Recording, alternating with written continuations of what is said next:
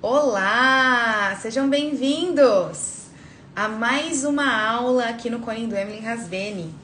E o nosso tema de hoje é um tema muito interessante, algo que nós nunca falamos aqui anteriormente. Hoje a gente vai falar da técnica do Conindu aplicada às crianças.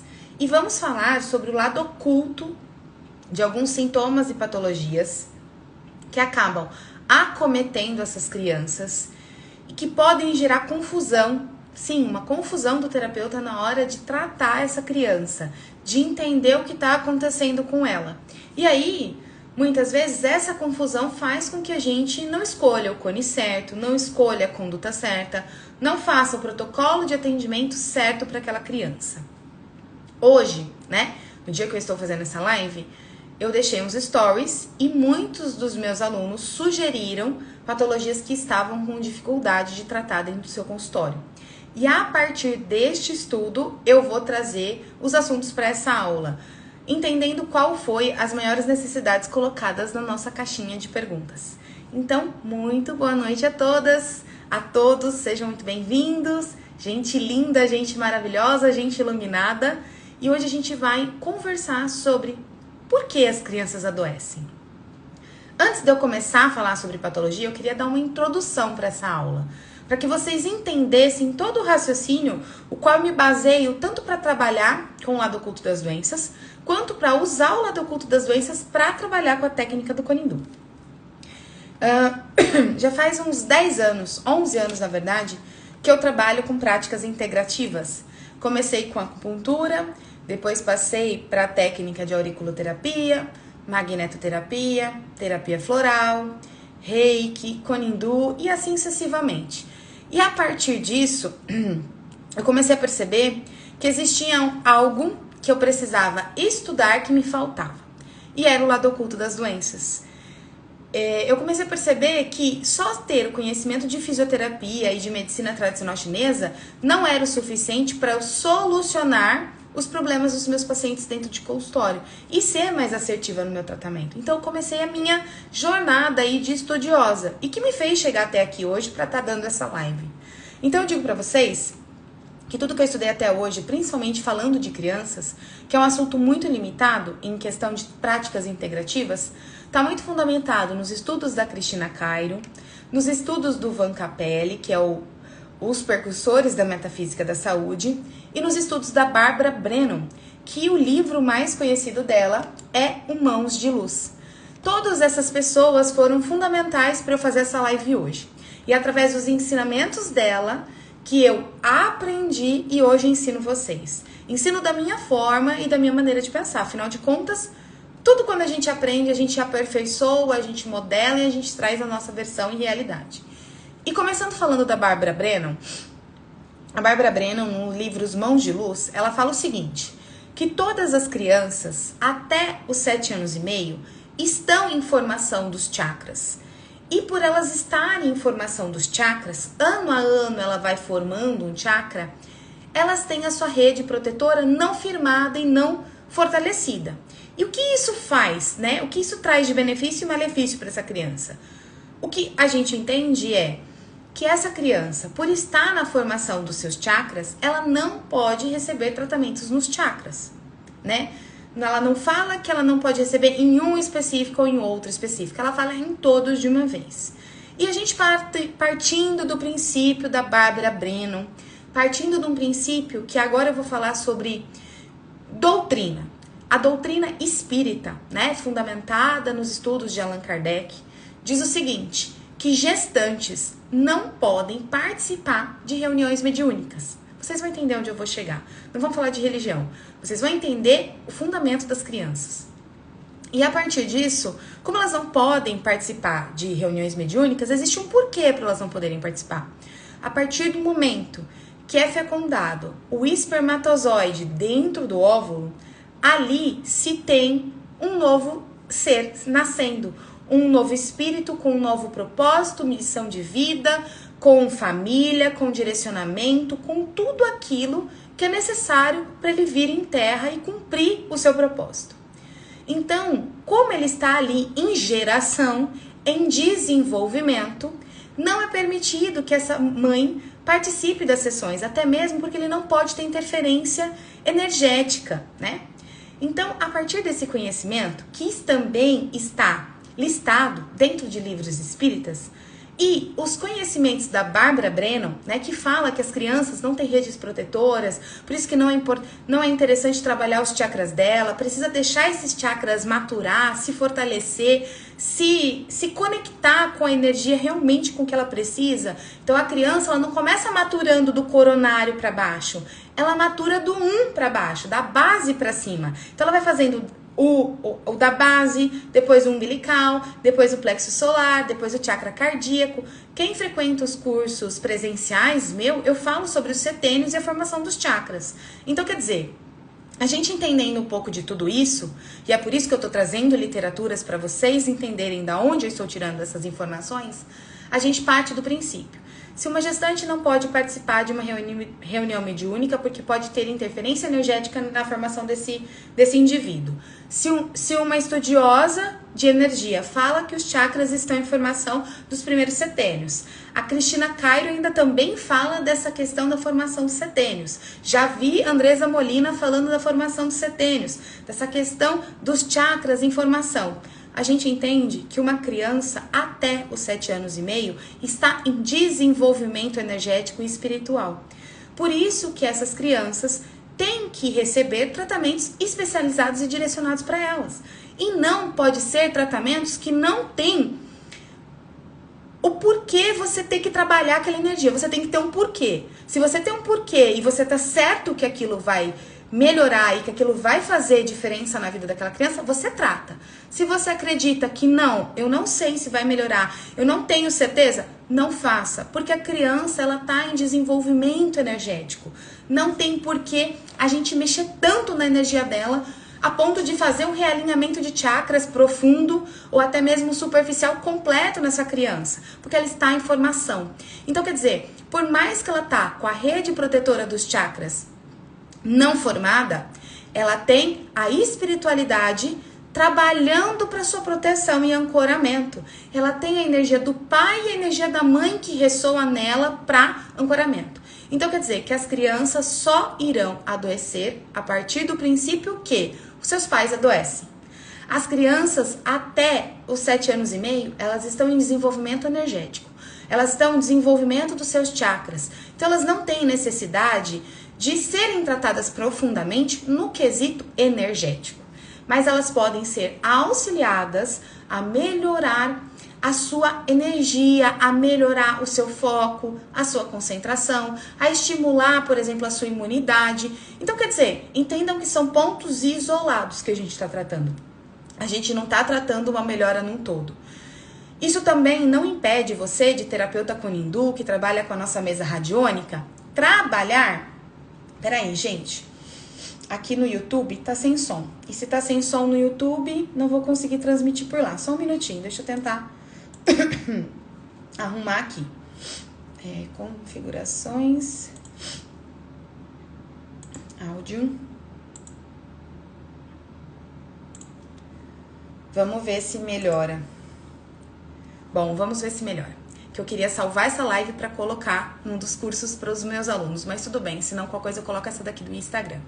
Então a gente entende o seguinte, que se as redes protetoras dessas crianças não estão formadas, mas ela tem uma energia que guarda ela, a gente também pensa, se essa criança não adoece por conta só, né? Porque a Cristina Cairo diz assim, que até os 7 anos e meio a criança ressoa a mãe, e dos 7 anos e meio a 14 anos e meio, a criança ressoa o pai. E que essa criança adoece por magnetismo, eletromagnetismo e ressonância. Então ela ama tanto os pais que ela ressoa a frequência energética dos pais. E aí ela acaba adoecendo. Até mesmo porque a criança até os 7 anos e meio não tem os seus chakras fortalecidos, ela não tem todos formados. E se a gente for parar para analisar, ela não tem por que adoecer com tanta frequência, concorda? Porque se ela ainda está em formação energética, esses chakras são sendo fundamentados a cada ano que passa, não tem por que ela estar tão debilitada energeticamente e ela adoecer tanto. Então, se não tem por que ela adoecer tanto, ela adoece por causa de quê? Ela adoece por causa do pai. ela adoece por causa da mãe. Então, ela adoece por amor. Então, a gente fala o seguinte, pela metafísica da saúde e linguagem do corpo, que as crianças têm a habilidade de revelar os verdadeiros sentimentos dos seus pais, os verdadeiros distúrbios emocionais dos seus pais. E se a gente sabe disso, um adolescente até 14 anos e meio, antes dele atingir os 15 anos e ter a sua personalidade própria, ele não tem todos os distúrbios que tem por conta própria e só por hormônios. Ele tem ainda por ressonância e por ressonância paterna. Então, esse princípio ele vem da medicina egípcia, esse princípio vem dos livros da Cristina Cairo, dos ensinamentos dela, que são baseados na medicina egípcia. E eu faço prova que isso funciona, porque trabalhei 10 anos em consultório, tratei muita criança, na verdade o meu público-alvo, antes de eu fechar o meu consultório, era infantil, e eu tinha muitos resultados quando eu fazia análise da linguagem do corpo. E entendi os padrões e aí tratava. E é isso que eu quero que vocês entendam aqui a partir de agora. Então, a gente entendendo isso, entendendo que uma criança está formando seus chakras até os 7 anos e meio, entendendo que essa criança está ali na ressonância do pai, na ressonância da mãe, entendendo que essa criança, ela é protegida pelos seus guardiões. Ai, Adriana, então eu vou encerrar o YouTube e vou manter aqui, tá? Vou encerrar lá, não sei o que aconteceu. E a gente mantém isso aqui. Bom, entendendo que isso acontece, a gente para e pensa, ela adoece por conta de quê? Por conta da frequência que os pais emanam. Então, ela vai adoecer porque ela revela todos os sentimentos ocultos, todos os distúrbios emocionais, todas as infelicidades, todas as sensações que os pais têm. E se a gente sabe disso, e vocês agora sabem disso, daqui em diante você vai olhar o seu filho e vai olhar o filho das outras pessoas quando ele estiver doente ou com algum sintoma de alguma doença e entender que o problema não é ele. O problema são os pais. E os pais não são culpados. Fique bem claro isso para vocês. Tudo que os pais fazem, na maioria das vezes, porque tem os pais que são exceção, não é para prejudicar o seu filho. E não é de forma consciente, é inconsciente. Então a gente não pode culpar os pais por a criança estar doente.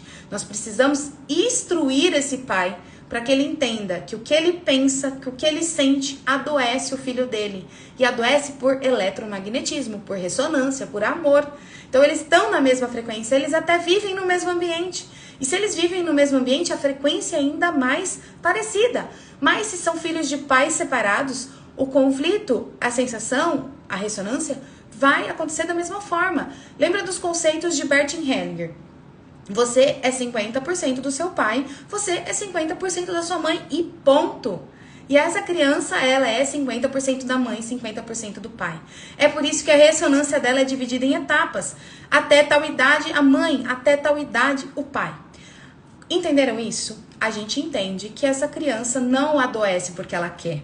Ela não adoece de birra, ela não adoece para chamar a atenção, não que ela tenha consciência. Ela adoece porque o ambiente está doente, porque o pai está doente, porque a mãe está doente. É isso que acontece.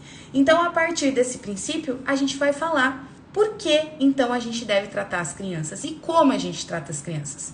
Primeiro de tudo, todas as crianças devem ser tratadas partindo do princípio que o pai e a mãe estão ressoando algo para ela.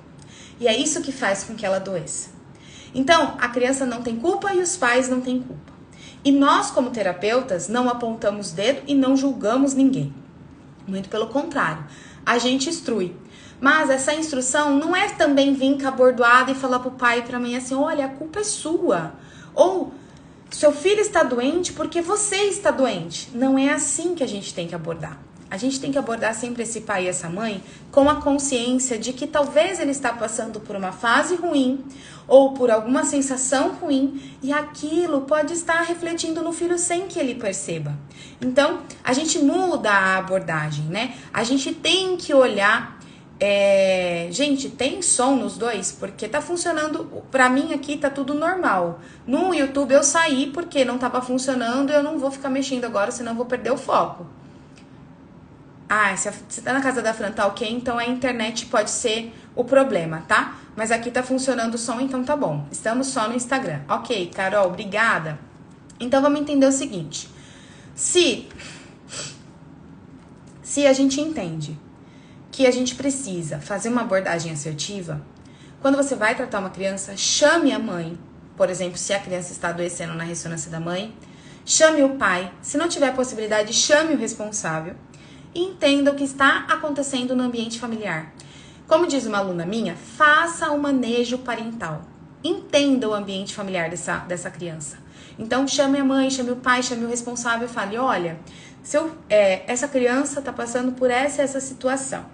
Como eu trabalho com isso, estudo isso há muito tempo, será que está acontecendo alguma coisa dentro do ambiente da família que pode estar ressoando nela? O que é o ressoar? Respinga nela toda a sensação, toda a tristeza que às vezes está acontecendo no ambiente. E aí a gente vai trabalhando esse pensamento e introduzindo o que eu chamo de pílulas de conhecimento, porque cada paciente vai absorver do jeito que precisar e do jeito que achar melhor, tá? Então vamos lá. Eu separei algumas patologias que eu acho que é fundamental falar sobre crianças e que tinha com repetição. Então o que eu fiz? O seguinte, peguei a nossa caixinha de perguntas e tudo que estava repetido eu trouxe para a live. O que não estava repetido, que era algo esporádico, eu pego e respondo amanhã na caixinha de perguntas. Combinado? Então, vamos lá. Primeiro ponto, uma coisa que estava muito repetida, né, e que eram 3, 4 pessoas perguntando a mesma coisa, era sobre enurese noturna. Quando a gente fala de uma criança que faz xixi na cama no período da noite, que é isso que significa, a gente precisa avaliar qual é o primeiro ponto. Qual é a ressonância dessa criança? Entendemos a ressonância da criança, a gente vai entender o que é que esse pai ou essa mãe está querendo chorar e não está colocando para fora. E esse filho coloca para fora. Porque sim, uma criança só faz xixi na cama quando o adulto ressoante está magoado e contendo lágrimas. Está engolindo choro, não está chorando o que deve chorar, não está colocando para fora a sua tristeza. Então, vou dar um exemplo que eu vivi dentro do meu consultório. Eu tinha um menino de 6 anos que ele fazia xixi na cama. E a mãe foi me procurar para auxiliar no tratamento com acupuntura. E eu comecei a investigar o relacionamento da mãe com o pai. Por quê? Até os 7 anos e meio, quem ressoa é a mãe. Então, a mãe estava triste com algo e a criança só fazia o xixi à noite. É como se a criança chorasse pela mãe. É como se a criança colocasse para fora, relaxasse durante a noite, aquele sentimento de frustração que ela carrega no dia e fizesse o xixi na cama. E a mãe contou para mim que estava muito magoada porque tinha pego o marido traindo ela. E ela não conseguia chorar, porque ela ainda estava anestesiada com essa situação. Mas como eu cheguei nessa abordagem? Eu fui perguntando como estava o ambiente familiar. Eu não fui apontando o dedo, ou falando culpa, ou esse é um motivo por isso estar acontecendo. Eu fui tentando conhecer o ambiente para poder compreender o que estava acontecendo. E a partir da compreensão, tá bom, Emily, compreendi o que está acontecendo. E agora, como eu faço? Você vai entender como essa mãe se sente. Ela falou, estou muito triste, estou muito magoada, não consegui lidar com isso, ainda não consegui soltar o choro. A bexiga, ela faz o quê? Ela recebe do rim tudo aquilo que foi filtrado e vai ser jogado fora. E ela armazena, ela tem um volume para segurar. Quando ela não aguenta mais, ela desaba ou você fica muito apertado e o cérebro fica mandando um comando de urgência para você fazer xixi. Então, quando uma criança tem a bexiga cheia e durante a noite ela esvazia, é a hora que ela tá colocando todo o lixo dela para fora. E esse lixo é o que está acumulado no adulto ressoante, que é a tristeza, que é a mágoa, que é essa comunicação conflituosa entre o pai e a mãe, entre a mãe e o parceiro, seja pai dessa criança ou não, e vice-versa. Então, quer dizer, tudo isso acontece de forma inconsciente, mas é assim que acontece. E aí, conhecendo isso, a gente entende quais sentimentos a gente tem que tratar na criança. A gente tem que tratar tristeza, a gente tem que tratar medo, insegurança. Por quê? Se ela não tá conseguindo soltar, Se ela não tá conseguindo pôr para fora, essa mãe não consegue pôr para fora, ela gera insegurança nesse filho também. E a criança fica com medo da separação dos pais, por exemplo, nesse caso. Então a criança acaba ficando mais agitada, escuta coisas e fica pensando minhoca na cabeça. Isso acontecia com essa criança. Ela falava para mim quando a mãe não estava perto: ai, os meus pais vão se separar e eu tô com medo deles se separarem. E se a gente pensar pela medicina tradicional chinesa, o medo é água. E a urina é o quê? Água. Então, quando a gente tem essa questão do xixi, tem medo, tem insegurança, tem frustração, tem lágrimas contidas que precisam ser colocadas para fora. Então, qual cone a gente pode usar, por exemplo? Nós podemos usar o cone de capim-limão.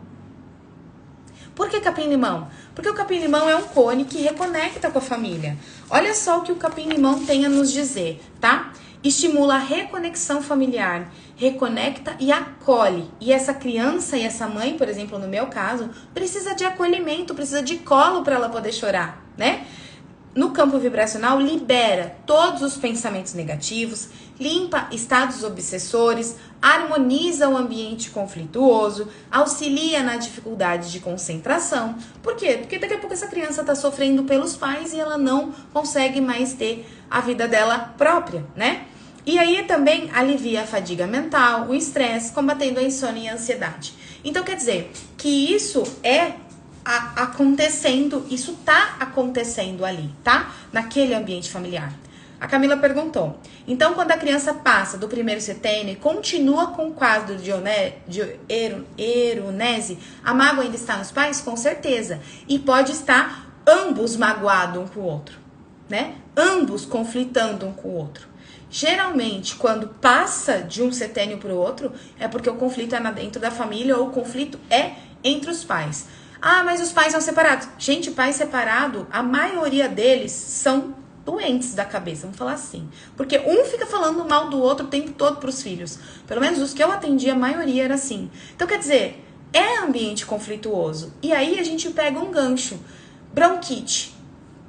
Bronquite é uma doença que aparece muito em criança. E que as crianças sofrem com isso o inverno inteiro. Às vezes mais que o inverno. E a bronquite é a dificuldade de respirar porque tá cheio os brônquios, né? Então quer dizer que esse problema da bronquite também é bronca dos pais. São pais desarmoniosos, pais que pensam e estão em conflitos. Toda doença respiratória numa criança são pais desarmoniosos, casados ou separados. Eles têm pensamentos, crenças, pontos de vista diferentes. Eles se criticam entre si.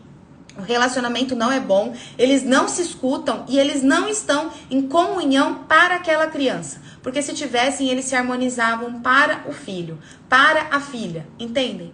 Então, quer dizer, eu quando criança, eu tive muita bronquite. E esses dias eu tava falando sobre o lado oculto da bronquite e a minha mãe ainda me fez um questionamento. Mas filha, como é que você tinha tanta bronquite desse jeito? Falei, mãe, você e o meu pai, por mais que não foram casados, sempre tiveram um relacionamento conturbado por conta da história por trás do meu nascimento. Então, quer dizer, por mais que você só pensasse e nunca falasse nada do meu pai, por mais que meu pai só pensasse e nunca falasse nada de você, vocês sentiam. E o sentimento, por mais que ele não é falado, ele ressoa. E a criança sente, ela adoece. E eu tive uma fase assim que, gente, eu tinha bronquite o ano inteiro. Eu vivia doente.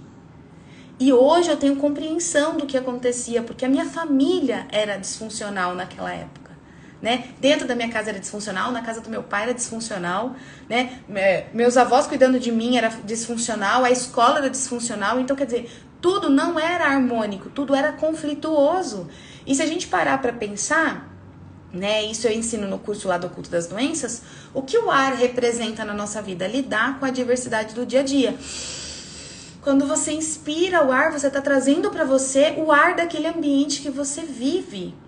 E se o ambiente é pesado, é conflituoso, é ruim, você está respirando conflito. E aí você adoece dos pulmões. Então, asma, bronquite, pneumonia, bronquiolite, está tudo relacionado a conflitos desarmônicos da família, né? Então, quer dizer, a gente precisa entender que a criança, ela ressoa a alguém, tá? E essa criança, quando, por exemplo, a pergunta foi, Ele, no caso de crianças adotadas, ela ressoa somente a energia dos pais biológicos? Não, porque o pai biológico ele pode não existir, não estar presente. Ela é 50% dos pais biológicos, 50% da mãe biológica, 50% do pai biológico, mas ela tem representantes, e o representante também ressoa na vida dela. Então os pais adotivos também vão ressoar na vida dela. Por que você acha assim? Muitas vezes a gente fala assim, nossa, mas ela é adotada, mas ela é sua cara, mas ela é sua cópia, ela tem o seu jeito, porque a criança, ela pega isso pra ela até ela se transformar naquilo. Porque ela ressoa por amor, então por gratidão, por fazer parte daquilo, por ter recebido a vida. Ela faz isso até os 14 anos e meio. Depois ela toma identidade própria e ela mesma cuida de tudo. Então, entendam que os conflitos desarmoniosos trazem esse problema. E aí a gente fala, já que a gente tá falando de respiração e eu falei de ar, a gente fala de outra coisa que vocês perguntaram muito. Sinusite e rinite, né? Dentro dos conflitos familiares, dentro da vida das crianças, o que significa, né? Qual o simbolismo disso? Toda criança que sofre de rinite ou sinusite, o pai ressoante ou a mãe ressoante está com o ego profundamente ferido. O ego profundamente ferido com alguém muito próximo que tá fazendo ele de palhaço, que faz com que ele fira o ego. Poxa, se eu sou feita de palhaça, você acha que eu me sinto como? Meu ego, que é aquilo que me mantém, faz com que eu me sinta ferida. Então, toda sinusite está relacionado a ego ferido. E toda rinite está relacionado a um grau de contrariedade. Como assim contrariedade? A criança que sofre de rinite, provavelmente ela vai levar esse adoecimento para a vida adulta. Então, ela vai sofrer de rinite, vai precisar tomar antialérgico, como a gente faz, né? A vida toda. A vida toda, porque ela não sabe como curar o lado oculto da doença, né? Se ela entendesse, ela ia se ressignificar a cada rinite, ela iria se tratar a cada rinite e ela iria se curar. Como eu fiz com a dermatite, né? Que isso é possível. Então, a gente para e pensa o seguinte, a criança com rinite é aquela criança que é irritada. Ela não tem só o ego ferido, mas ela tem uma irritação muito severa com o ambiente que ela vive, mas ela não sabe disso. Por que ela tem irritação? Porque quando pequena, ela vai ser uma criança que vai estar nessa frequência. O pai escolhe a roupa, a mãe escolhe a roupa. A criança quer fazer futebol, mas a mãe quer que ela faça karatê. Então ela faz karatê. Ela não tem identidade própria. Ela não tem força para escolher as coisas. Você vai estudar nessa escola, mesmo vocês querendo estudar na outra. Você vai vestir essa roupa, mesmo você gostando da outra. Você vai comprar essa mochila, porque essa mochila que você escolheu não presta. Quer dizer, a criança, ela nunca pode escolher nada. E por ela nunca poder escolher nada, ela não tem, vamos dizer assim, ela sempre está se sentindo contrariada. Ela está sempre assim, sentindo, poxa, tudo que eu escolho não pode. Tudo que eu quero não dá. Tudo que eu faço não pode. Sabe aquela pessoa que fala isso pra você? Provavelmente ela tem rinite. Mas tudo que eu quero ele fala que não. Tudo que eu vou fazer, sempre tem alguém dando palpite na vida dessa criança. E na vida adulta, ela começa a ser aquela pessoa que fica irritada o tempo todo, mas ela não sabe por que ela tá irritada. Porque inconscientemente, pra ela, passar por irritação e ser contrariada é comum. Então, a rinite, ela é uma doença de infância. Ela começa com a castração dos pais em relação a algum feito, em relação a alguma coisa que gosta, e essa criança vai crescer e levar para a vida adulta todo esse sentimento de frustração. E ela vai, de alguma forma, né, se sentir sempre contrariada, mas ela nunca vai saber por que ela tá contrariada ou por que ela se sente contrariada. E como a gente trata? A gente vai tratar igual trata um adulto. A gente vai trabalhar o triângulo do nariz, nós vamos trabalhar o chakra da cabeça e nós vamos trabalhar sozinho, só ele, porque criança se trata chakra isolado. O plexo solar, só o plexo solar, é um cone para o plexo solar inteiro. Nós vamos trabalhar o empoderamento dessa criança para que ela possa começar a tomar decisões. E num adulto é a mesma coisa, porque o adulto que tem rinite ressoa na frequência da criança, entendem? Então, no adulto, você precisa empoderar ele. Porque às vezes ele, por exemplo, isso acontece muito com pessoas que têm rinite, tá? ela vai lá toda empolgada, compartilha com o amigo a ideia dentro do trabalho. Aí o amigo rouba a ideia dela e vai lá, entrega pro chefe, faz bem e é promovido. Aí ela fica meio que chupando o dedo, igual criança, né? Então o que acontece? Ela não tá tendo seus feitos reconhecidos. E aí ela fica brava e irritada porque o amigo executou a ideia dela, que é a ideia dela, e ela não teve o feito reconhecido. Ela foi anulada de novo. Então, quer dizer, é uma pessoa que foi castrada sempre. Não tem opinião própria porque não deixa ela ter opinião própria. Então, chega uma hora que ela não tem mais opinião. Simplesmente, ela nem entende porque ela tá irritada. Se você perguntar pra ela, por que você tá irritada? Muito provavelmente ela não vai saber.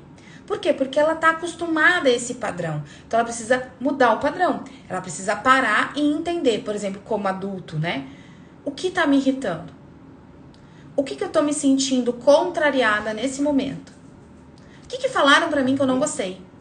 Com essas reflexões e com um tratamento de empoderamento pessoal, a gente consegue ter resultado nesse adulto. E na criança, a gente vai agir como? Também empoderando ela, para que ela possa posicionar para a mãe, posicionar para o pai. Eu não quero vestir essa roupa, você pode pôr outra? Eu não quero comer isso. Eu posso comer outra coisa? Porque a criança precisa ter vontade própria também. Então ela precisa ser instigada à sua personalidade, tá? Então isso é muito importante. Empoderamento pessoal quando a criança tem rinite. Porque o quadro de rinite é um quadro de irritação. É um estresse no ego. É se sentir contrariado e se sentir irritado, inflamado com aquilo. Então a gente trabalha a causa, mas a gente tem que... A gente trabalha o sintoma? Trabalha, mas a gente precisa trabalhar a causa também, tá bom? Então, falamos de enurese noturna, falamos de bronquite, falamos de sinusite, falamos de rinite. Agora a gente vai falar de uma coisa que eu comentei, que é a dermatite. A dermatite na infância é diferente da dermatite da fase adulta, tá? A gente precisa entender o seguinte, que quando a gente está na infância, nós ressoamos a frequência dos nossos pais. A dermatite, numa criança, qual é a fisiologia dela? A criança fica empipocada, cheia de vermelhidão, você passa a mão na pelinha dela assim, o que tem na pele dela? Um monte de grosseirão, né? Ela começa a coçar aquilo e aquilo, se ela tá com a mão suja, brincando em algum lugar, ela pode passar, aquilo pode penetrar uma bactéria e ficar pior. Então, quer dizer, a gente entende que a dermatite na fase da infância, ela é um conflito revoltado, principalmente quando é na fase ali, que é a principal fase da dermatite, numa criança, é até os 7 anos e meio. É difícil uma criança que tem mais de 7 anos e meio ter dermatite. E aí um adulto é mais difícil ainda. 4% da população mundial tem dermatite, gente. 4% de todos nós. Isso quer dizer que é uma grande, pequena proporção de pessoas que sofrem com isso na fase adulta. Então, as crianças que passam por isso são as suas mães profundamente irritadas com o pai, mas no sentido de querer arrancar aquilo delas. Então eu até coloquei assim, é uma desarmonia dos pais e a mãe alimenta uma raiva daquele pai, uma raiva contínua daquele pai, porque ela se revolta com as situações que ela não consegue compreender. Então, a Cristina Cairo fala muito sobre isso. Mas eu também tenho um outro ponto de vista, entendendo o que é a dermatite num adulto. A dermatite, ela geralmente é uma doença de infância que dá pela pele e por todo o corpo. Cada área do nosso corpo, isso é um raciocínio meu, tá? Cada área do nosso corpo representa algo na nossa vida. Então, por exemplo, o nosso rosto representa o nosso cartão de visita. Aquilo que eu me apresento para o mundo. As minhas mãos, o meu trabalho, executar as coisas no mínimo detalhe.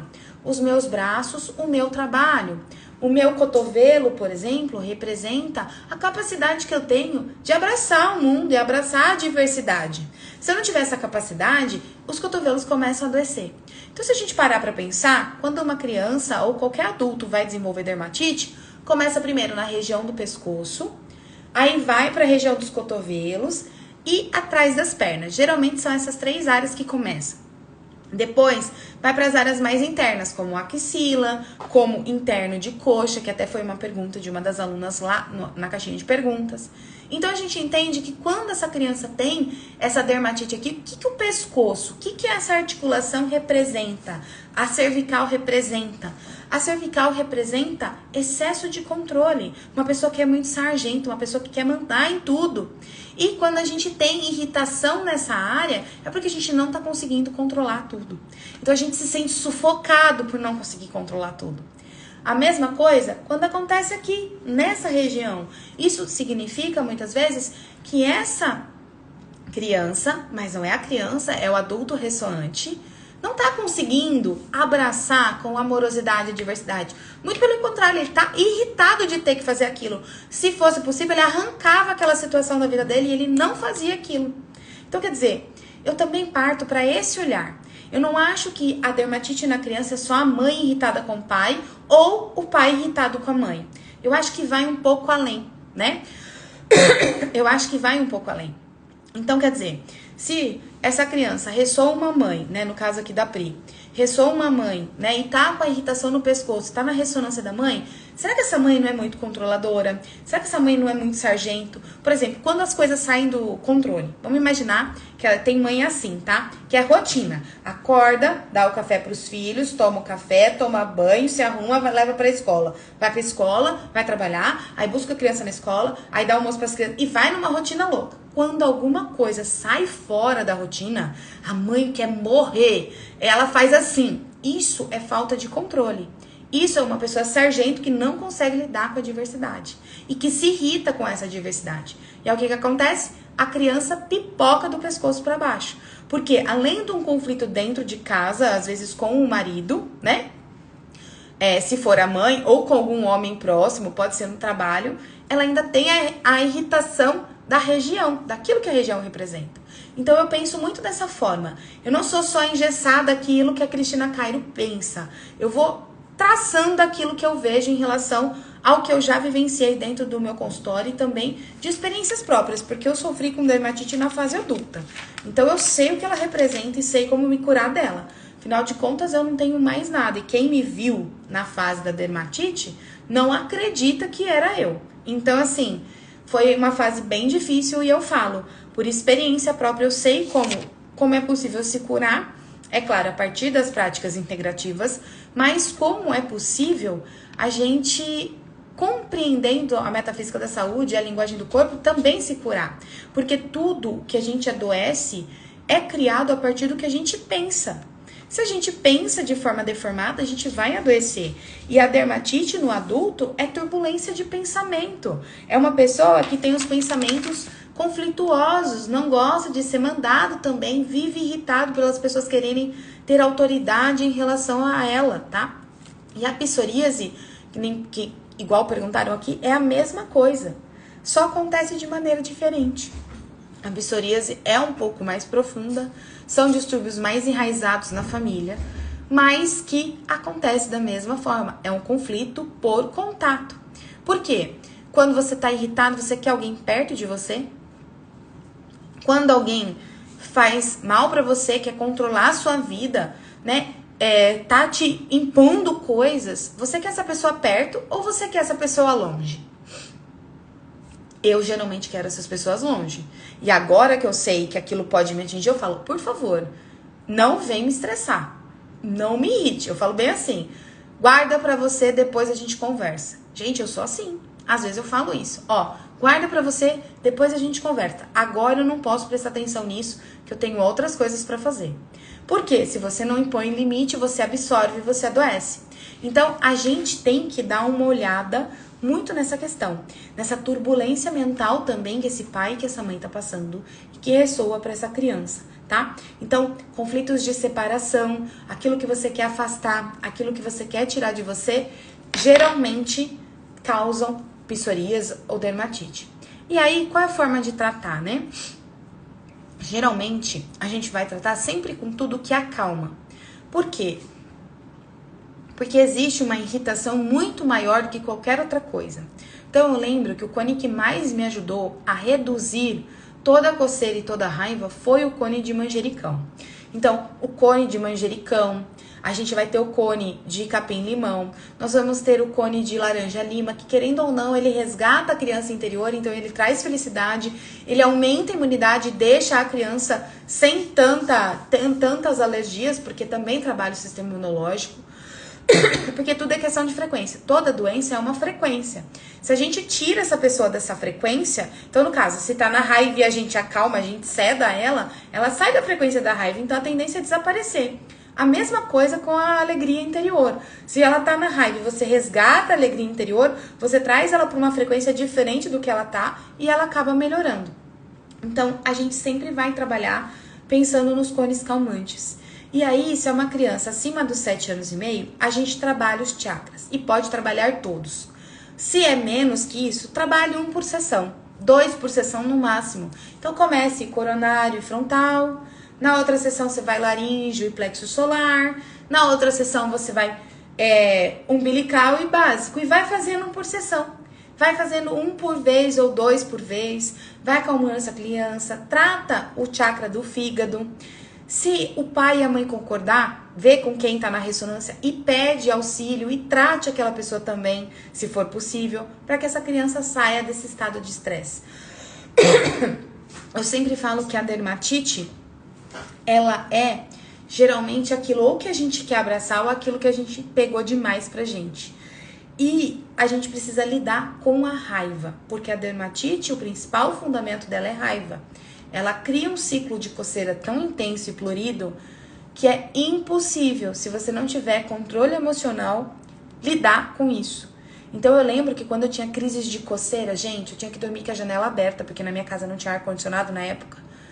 E o vento acalmava as crises. Eu tinha que tomar banho gelado e depois passar creme, um creme com todo o corpo molhado para assim, ter sensação de frescor, de calma, porque eu não conseguia acalmar a coceira. Então, o principal ponto não é só o conflito de separação, o principal ponto é a raiva que gera, que vem gerada de algum conflito ou situação. Então, ceda, acalma com os cones que são calmantes e depois realmente acha o conflito. É a melhor forma de lidar com a dermatite. E também com a psoríase. Aí uma outra coisa que colocaram lá, tá? E eu achei muito importante. É síndrome de borderline. Acho que é assim que fala, tá? O que é a borderline, né? É uma pessoa ou uma criança que ela passa por vários lapsos. Ela passa por raiva, ela passa por depressão, ela passa por ansiedade. E o principal sintoma é a neurose, que ela está no ritmo irritante da vida aqui, e depois ela transita para a psicose, que é criar uma realidade para ela viver que não existe. Então ela fica entre a neurose, que é a vida real, e a psicose, que é uma vida criada. Quem sofre de borderline fica nessa oscilação muitas vezes. E aí depois ela tem um lapso e volta para a realidade de novo. Então, o que a gente vê nessa síndrome, né? Que a criança pode viver e que o adulto também vive. E isso pode transitar de uma fase para outra também. A gente vê aqui, especificamente, que essa pessoa, muitas vezes, ela tem, até coloquei assim, um certo grau, e agora a gente vai falar de espiritualidade e não de doutrina, de mediunidade. Mas essa mediunidade não está sendo trabalhada da forma que precisa trabalhar. E como não está sendo trabalhada e equilibrada, essa pessoa tem esses lapsos de neurose com psicose.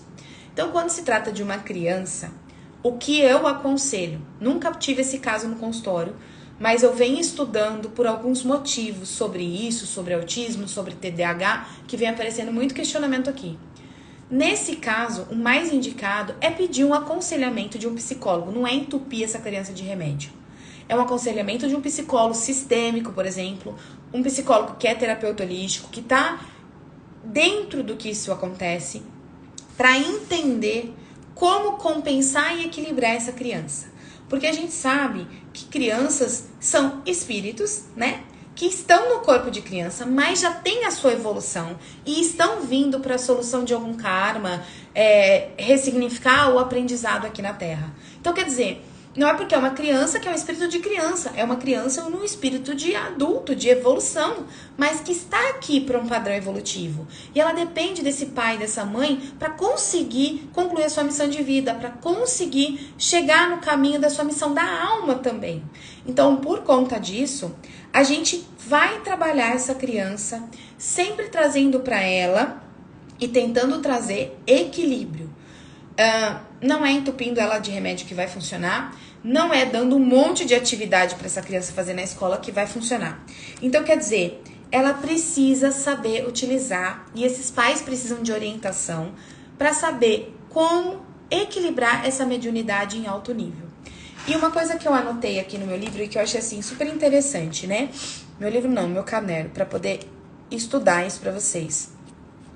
Se isso não for equilibrado na infância ou na adolescência, e até mesmo na primeira fase adulta, ela sempre vai ser assim. Sempre vai ser aquela mulher ou aquele homem que a gente fala que é surtado. Ela surta, ela viaja, ela vive em outra dimensão. Por quê? Porque não tem equilíbrio espiritual. A mesa radiônica do Conindu pode auxiliar a trazer esse equilíbrio. Existe também uma forma que eu acho assim muito boa, são formas de decretos, né? Eu lembro que eu tive um paciente que não era esse caso de borderline, que ele era muito surtado.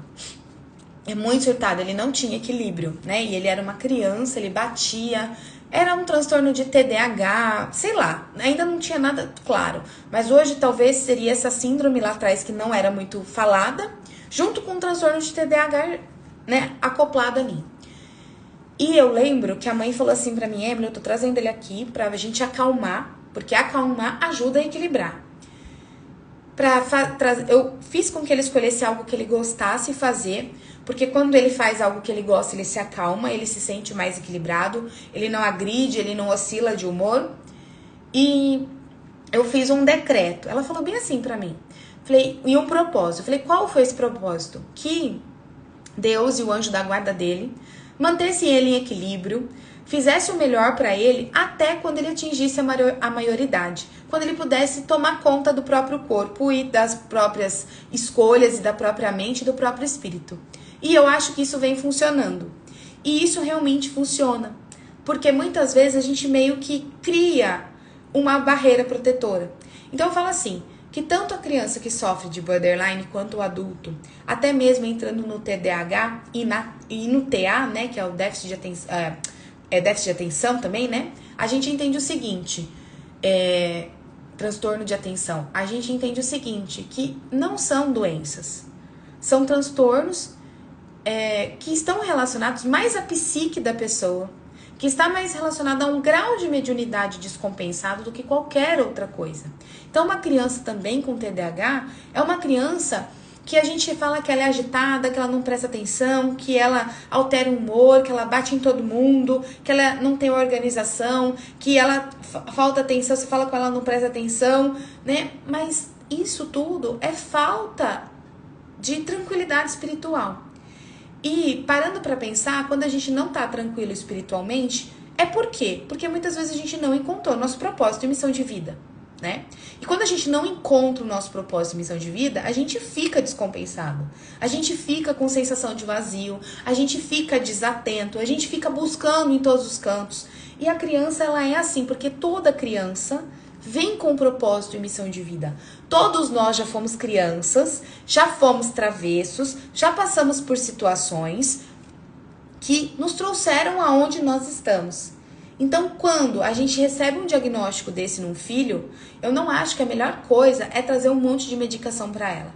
Eu acho que o melhor e o maior aprendizado que um pai pode trazer para essa criança e para a vida desse ser, né, é auxiliá-lo com tratamento integrativo, com um tratamento muitas vezes energético. O Reiki é uma prática que vai ajudar a equilibrar.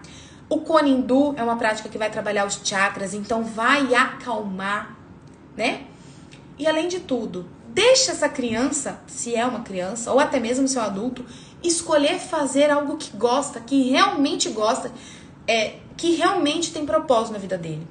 A Cristina Cairo, ela falou uma vez uma coisa muito interessante, né? Que toda criança que sofre com TDAH, ou TA, ou borderline, né? Mas mais o TDAH e o TA são crianças gênios. O que é um gênio? Um gênio é porque tem um QI elevadíssimo? Não é só isso. Ele tem um propósito. Ele tem uma missão muito específica. Então ele não vai, inconscientemente, tá? Ela fala isso. Ele não vai ficar perdendo tempo com matemática se não é isso que ele vai usar para a vida. E aí você vai perceber, por exemplo, que essa criança não é boa em matemática, mas ela é excelente em geografia, por exemplo. E aí lá na frente ela estuda sobre a geologia do planeta, sobre a geologia da Terra e ela entende como tudo funciona. Então quer dizer, são crianças que vêm com um propósito e missão muito específico. Então ela diz que a gente tem que direcionar essa criança para aquilo que ela gosta e fazer com que ela se mantenha ali, né? E eu faço disso as minhas palavras. Eu acho que é realmente isso sim. Porque hoje a gente vê muita criança com TDAH sendo medicada sem muitas vezes ser compreendida. Porque a medicação, a criança tem que ser compreendida, primeiro de tudo. Não é medicar ela sem diagnóstico. E isso acontece mais do que a gente imagina. Ela sendo medicada, não é porque tô falando isso que também você vai tirar o remédio dela. Muito pelo contrário. Você vai fazer todo o ajuste e equilíbrio de energia, vai trabalhar todo o propósito dela, vai encaminhá-la para algo que ela gosta. Primeiramente, acha alguma coisa que essa criança gosta, que ela foca a energia dela naquilo, que ela desenvolve muito bem, que você vai ver que ela vai mudar. E continua com o tratamento. Uma hora, esse próprio médico, essa própria pessoa que tá seguindo, tá cuidando dela, vai fazer o seguinte: olha, agora o seu filho tá bem, ele tá equilibrado, ele não precisa mais disso. Mas é claro que precisa do acompanhamento de todos os lados. Mas isso não é a solução para o problema, só medicar. Os pais precisam estar mais atentos e dispersos, a olhar os filhos com outra perspectiva. Se ele tem um déficit de atenção, por quê? Porque ele não gosta daquilo que está sendo visto e ele gosta de outra coisa. Por que ele presta atenção, por exemplo, no videogame, né? Principalmente no videogame específico de X joguinho, e na escola ele não consegue prestar atenção em X, Y, Z matéria? Porque talvez ele tenha a atenção ali. Então quer dizer que ele não é uma pessoa disfuncional. Ele tem atenção naquilo que ele tem que fazer. Então a gente precisa nutrir isso naquela criança. Não tô falando que o videogame, tô dando um exemplo, tá? Algo que veio na minha cabeça. Então, isso que eu venho estudando sobre o TDAH. Eu vejo hoje que a gente titula, mas não é uma doença, né? E é algo que a gente precisa olhar para essas crianças. Então, quando se trata de uma criança, o que essa criança gosta de fazer? Pergunte para ela. Tem criança que gosta de pintar e se alivia naquilo. Vai ter criança que vai gostar de nadar. E talvez vai ser um ótimo nadador na vida adulta e vai concorrer competições, vai ganhar medalhas, vai estar nas Olimpíadas. Gente, eles têm um propósito muito específico e muita missão de vida, né? Missão de alma. Então eles vêm direcionados para isso. E saibam que se tá numa frequência de agitação, a gente precisa trazer calma. Então, por que toda criança com TDAH, com TA, com TOD, com autismo, com borderline, gosta de cone hindu? Principalmente, a gente utiliza o cone de patchouli. E a gente vem vendo que o cone de patchouli vem auxiliando. Porque o cone de patchouli, se a gente olhar, ele é um dos poucos cones, né? Da questão que a gente fala do comportamento, que alivia. Além de aliviar depressão, tristeza profunda, angústia, obsessão e preocupação, ele promove uma melhor compreensão das relações à nossa volta. Traz tolerância, persistência para superar obstáculos. Toda criança que está passando por algum transtorno, ela tem muitos obstáculos na vida, porque ela está tendo que lidar com coisas que ela não gosta.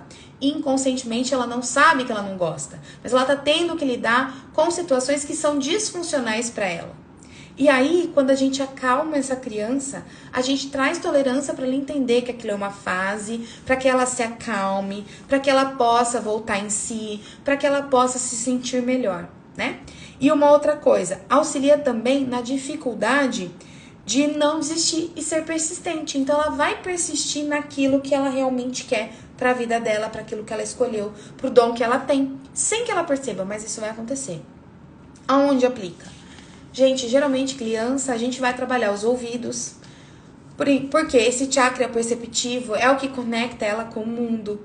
Então, se está conectando ela com o mundo, ela precisa se acalmar em relação a esse mundo turbulento, a esse monte de informação que chega na cabeça dela e ela não quer prestar atenção, porque ela tem um foco para prestar atenção. Então, Então a gente trabalha os ouvidos e trabalha os chakras superiores, principalmente coronário e frontal. Só. A gente deixa para trabalhar os outros se for necessário. Então o cone de Patchouli, nesses casos, são os mais indicados. É claro que eu ainda estou estudando sobre esse assunto, então não vou dizer para vocês que foi a melhor abordagem, mas é aquilo que eu venho percebendo e venho acreditando, que muitas vezes esses déficits de atenção é porque a gente não está querendo escutar aquilo, ou não está com a intenção de magoar o outro, ou de ser disfuncional, mas é que aquilo não é interessante pra gente. É igual na escola, e eu comentei isso lá no Conindu hoje. Quando eu tava na escola, eu não gostava de inglês, eu não gostava de matemática, eu não gostava de física, de química, eu era péssima. Em português, pior ainda. E eu tive muita dificuldade na escola, muita mesmo. Eu não gostava de nada, eu só gostava de biologia. E eu fui estudar o quê? Fisioterapia, onde eu aprendi várias coisas relacionadas à biologia do corpo, à fisiologia do corpo. Então, quer dizer, aonde eu prestava a minha atenção, aonde eu tinha minha dedicação, aonde eu gostava. E hoje, olha a profissional que eu sou. Então, quer dizer, porque hoje eu estudo o que eu gosto. E por eu gostar do que eu estudo, por eu amar tanto o que eu faço, eu estudo sem pensar quantas horas eu vou levar, quanto tempo eu vou perder, porque pra mim isso não é perda de tempo, muito pelo contrário, isso pra mim é investimento. E a minha dedicação e atenção tá nisso. Agora, me dá um livro de matemática pra estudar. Eu não vou estudar porque a minha intenção não tá naquilo. Então eu tava comentando isso com as meninas do Cone hoje, né? Que eu mudei da água pro vinho. Porque eu sempre fui uma aluna mediana que passava por passar e passava chutada. E a minha mãe falava, você tem que fazer sua obrigação. Você tem que passar na escola. Porque você precisa dela pra poder dar os próximos passos. Mas eu nunca gostei. Mas a hora que eu gostei de estudar realmente algo, meu foco e a minha atenção foi naquilo. Então, isso é o que acontece com uma criança que sofre com um transtorno de TDAH, de TA. Ela precisa achar algo que ela gosta. Equilibrar é manter ela no seu ponto de equilíbrio com algo que ela gosta e com aquilo que você conhece, com as práticas integrativas, por exemplo, tá? Então, é muito importante a gente olhar para isso. Sempre os cones vão acalmar as crianças que são agitadas. Porque o fogo, quando a gente tem excesso de agitação, ele não vai aumentar a agitação, muito pelo contrário, ele vai aquecer a ponto de acolher. Então a criança se tranquiliza, a criança se acalma, a criança se sente mais presente, mais acolhida. Mas é claro que se você usar, por exemplo, cone de alecrim, você vai deixar essa criança mais agitada. Então não é indicado. Se você usar um cone de hortelã, né, você vai equilibrar essa criança. Por mais que ele é tônico, ele é equilibrador. Então a criança vai se sentir bem. Se você usar um patchouli, ele vai trabalhar essa tolerância, essa compreensão, essas cognições mentais, o que vai fazer com que essa criança se sinta mais calma. Então, gente, a gente precisa muitas vezes pensar que todas as doenças, seja elas qual for, elas não estão só atreladas a aspectos emocionais. Hoje eu tenho que falar isso porque eu estudo sobre isso. Mas ela também está atrelada à nossa alma, ao nosso espírito. Muitas das doenças que as pessoas têm, e isso no geral, estão associadas à sua espiritualidade. Aquilo que elas também têm como missão compreender e resolver aqui na Terra. Então, uma criança ela não está doente só por culpa dos pais ou só pela ressonância dos pais. É um aprendizado para os três, para o pai, para a mãe e para a criança. Eles precisam aprender entre eles para que eles possam cumprir o propósito e a missão de vida que eles vieram aqui. Todo o aprendizado.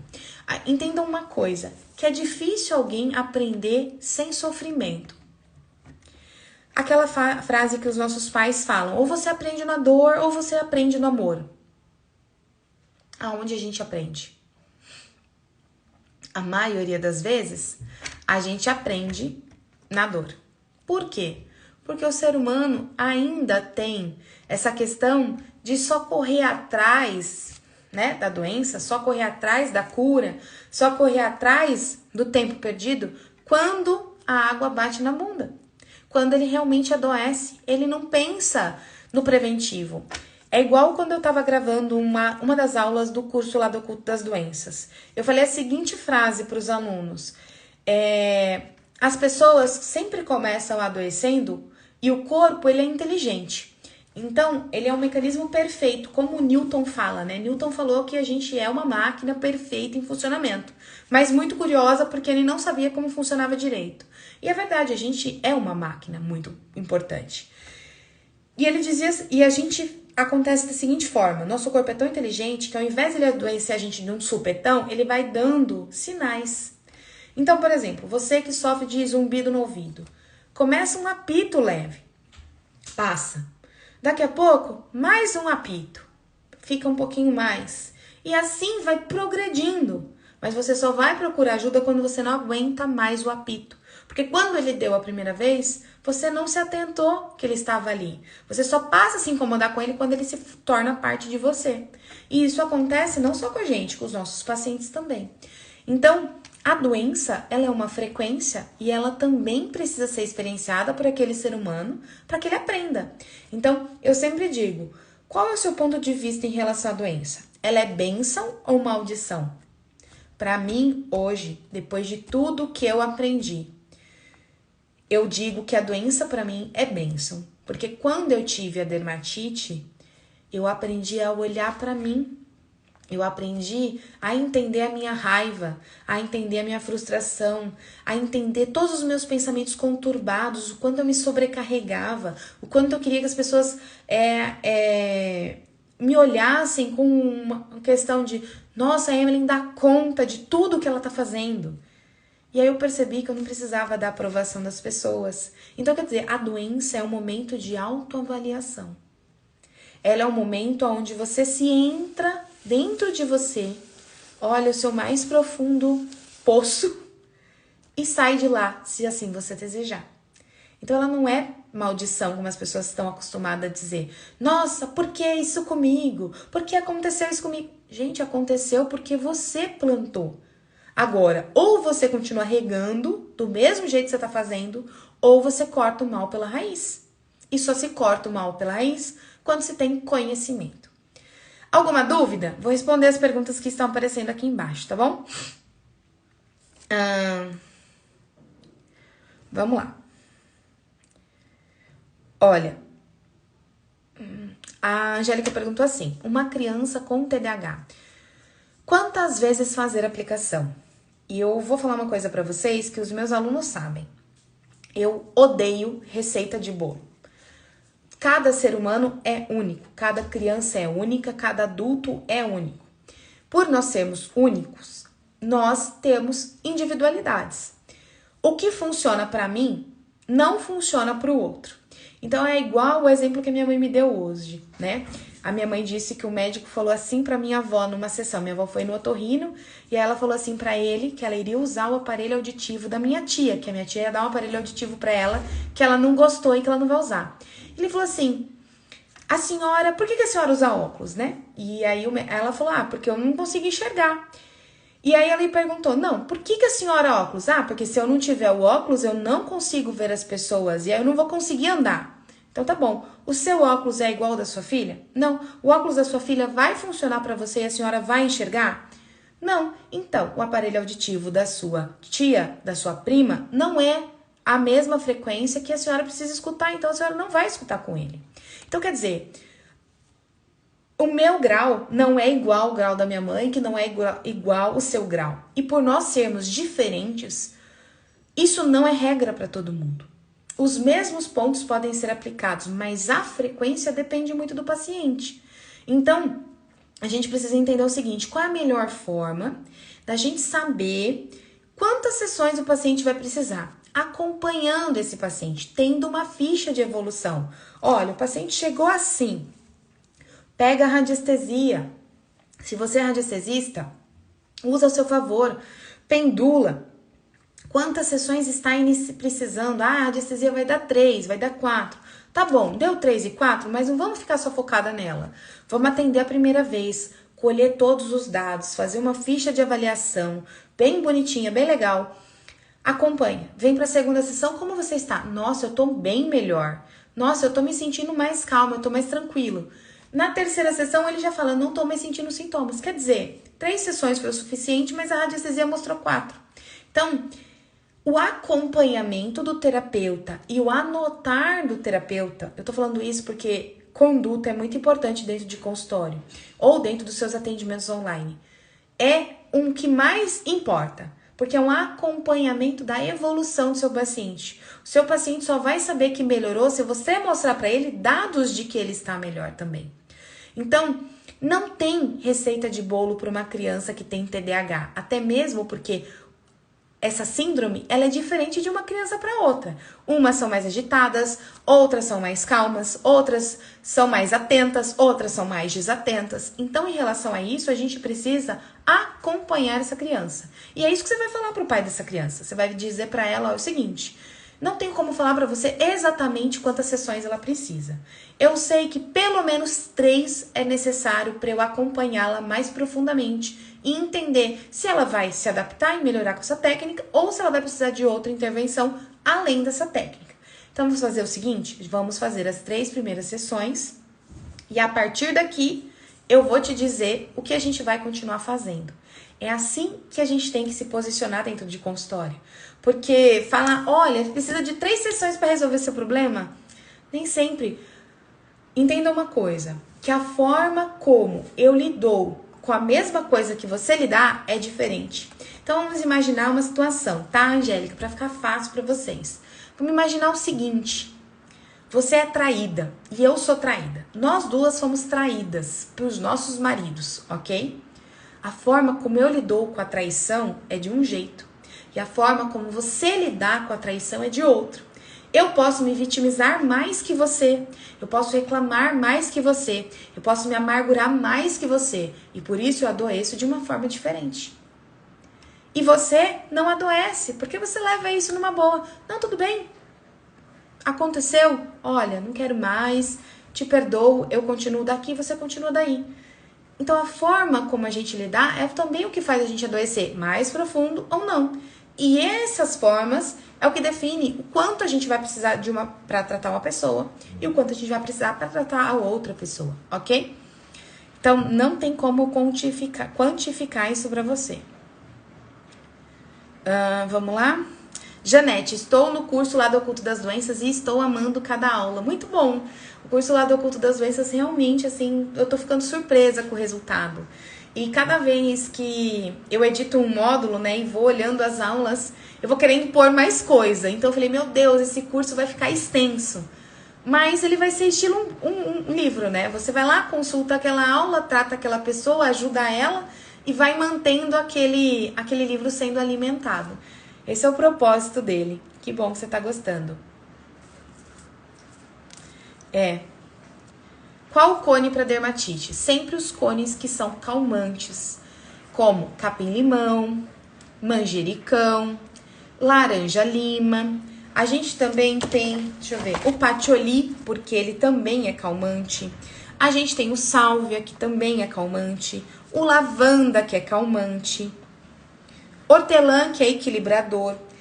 O palo santo também, que ajuda a acalmar, tranquilizar os pensamentos. Então, você pode usar esses cones, os cones que acalmam, tá? Vamos ver aqui. Alguma dica para tratar uma criança de 4 anos que está com leucemia? Sim. Cadê o pai dessa criança? Ela precisa do pai dela. Leucemia está muito atrelada à falta da energia masculina. Ela precisa do pai. Se ela não tem pai, ela precisa de alguém que represente o pai, que seja o masculino presente no tratamento dela, dando força, fazendo com que essa criança se reconecte com a energia da força, com a energia do enfrentar, com a energia que ela precisa para enfrentar a doença. Ela precisa do pai. A leucemia está atrelada ao pai. Então ela precisa dessa energia do masculino. Esquece a energia do feminino. Não é hora da mãe estar em atividade. Ela precisa 100% desse pai do lado dela, tá? Essa é a melhor dica que eu dou. Quais são os possíveis expurgos após uma aplicação de cone para TDAH? Olha, eu nunca vi acontecer muitos expurgos numa criança. Geralmente pode ser sono, né? Sono é um estilo de abaixar, desligar o disjuntor. Geralmente, o que mais pode ser? A criança pode ter, sim, um ápice de agitação e depois ela desmorona, ela acalma. Ela pode ter uma alteração imensa de humor e depois ela também acalma. Mas as alterações de expurgo sempre estão relacionadas aos sintomas que ela tem. Mas nunca é um expurgo muito grande, porque a TDAH não é uma doença, ela não é um excesso de nutrição de uma doença. Ela é um desequilíbrio de mediunidade. Ela é uma pessoa que precisa de tranquilidade, foco, direcionamento. Ela precisa fazer aquilo que ela gosta. Então, quer dizer, não é uma doença. E por não ser uma doença, não tem um expurgo como, por exemplo, uma enxaqueca tem, que é a nutrição de um temperamento forte e inflexível. Então, o expurgo nas crianças que sofrem de TDAH ou TDA, né, é menor. Justamente porque não é uma doença, e sim é um distúrbio que a pessoa precisa achar o direcionamento da vida, principalmente a criança, tá? Crianças com intolerância à lactose. Toda intolerância à lactose no adulto ou na criança está relacionada ao excesso da mãe. Então, é a alergia da mãe. A alergia dos posicionamentos, do excesso de zelo, muitas vezes do excesso de mandar nessa criança. Então, essa mãe precisa se controlar. E essa criança, eu acho que a criança não tem habilidade e estrutura para isso, mas se for um adulto vai ter, reconsiderar, né, algumas coisas. Ai, mãe é zelosa, mãe é assim mesmo, tudo bem, não vou levar isso em consideração, não vou absorver isso pra mim. Então, a lactose, ela é o excesso da mãe. E aí, a gente precisa aprender a fazer esse manejo aí, porque ninguém tira a mãe definitivamente da vida, né? A gente equilibra o relacionamento, tá bom? Bom, certo? Espero ter sido contribuição na live de hoje. Pena que a nossa live do YouTube não ficou salva. Queria compartilhar com os alunos do curso lá do Oculto das Doenças essa aula, mas eu vou gravar um bônus exclusivo só sobre doenças da infância para o curso em breve. Não vou garantir que vai ser gravado agora, porque eu tenho muita aula para editar, então, além de editar, tenho que gravar.